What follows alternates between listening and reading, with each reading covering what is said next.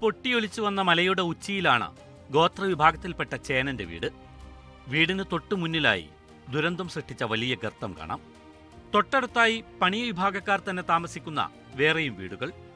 ഈ വീട്ടുകാരെല്ലാം സർക്കാരിന്റെ പുനരധിവാസ പട്ടികയ്ക്ക് പുറത്താണ്. അവരിനിയും ഇവിടെ തന്നെ താമസിക്കേണ്ടി വരും. പക്ഷേ പ്രദേശത്തെ വൈദ്യുതി വിച്ഛേദിച്ച നിലയിലാണ്. വെളിച്ചമൊന്ന് കിട്ടിക്കഴിഞ്ഞാൽ കുറച്ച് ഉപകാരമായി. എന്നാൽ പിന്നെ രാത്രിക്ക് വല്ല ആനയോ എന്തെങ്കിലുമൊക്കെ വന്നു കഴിഞ്ഞാൽ ടോർച്ച് മാത്രമേ ഉള്ളൂ.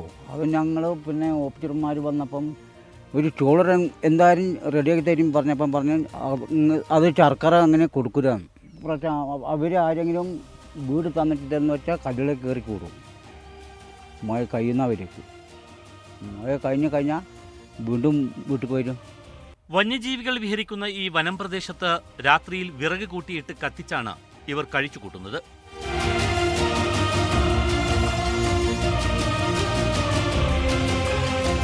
സർക്കാർ സ്ഥാപിച്ച ഈ സർവേ കല്ല് സൂചിപ്പിക്കുന്നത് ചേനന്റെ വീട് താമസയോഗ്യമാണെന്നാണ്.